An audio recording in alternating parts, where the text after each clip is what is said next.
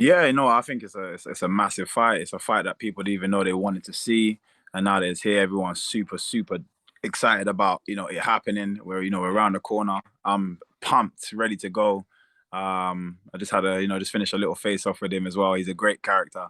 Yeah. He can get you going, he can get you right, get you hyped for the occasion. So Yeah.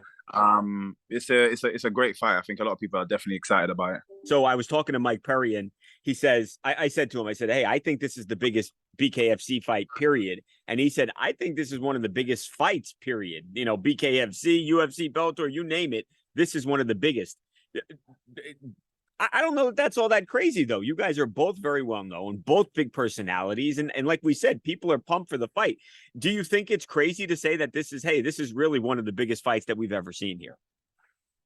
No, this is definitely a massive fight, and I think it's the added element of it being bare knuckle. Yeah. If it was just an MMA fight, I think people would still be pumped for it.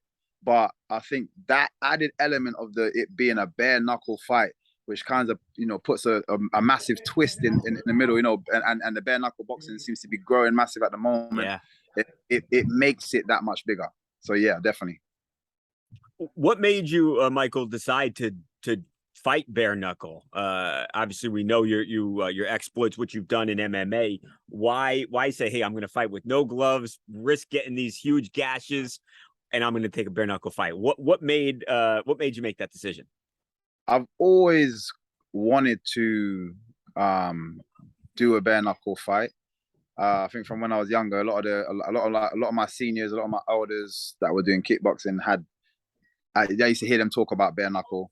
And then a lot of the guys in the boxing community that was like local, they would talk about little bare knuckle, like the kind of back alley style bare knuckle fights that they would do. And I was always like, yeah, it would be cool to do one. So it was something that it was like something I wanted to tick off my box. Right. I just when it became a legal thing, I was like, oh, that's cool. It's definitely something that I could see me doing at the end of my career, like just Right. again just to kind of tick it off. But then the opportunity came sooner, and I was like, why not? Just jump in now. Mike Perry says the crowd is actually going to be an advantage for him. He says he welcomes the people yelling things from the stands, and that's not going to have a negative impact on him. It actually is going to fuel him to beat you, he says.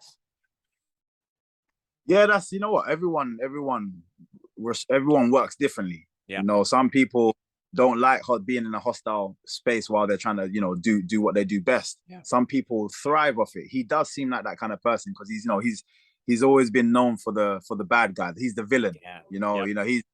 You're not going to see him in an action movie and he's the hero. He is the villain. So I think he is accustomed to that.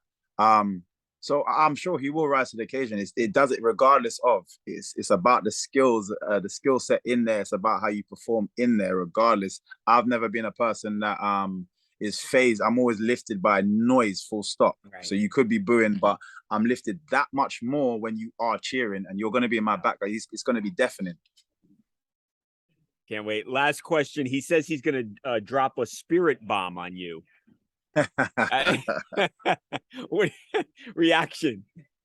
That sounds like he's gonna take a shit, but and he wants to do it on me. But so I'm not for this. I keep telling him I'm not I'm not into all of that kind of stuff. He seems like he'd be a bit of a freaky guy. So yeah, he can keep that to himself.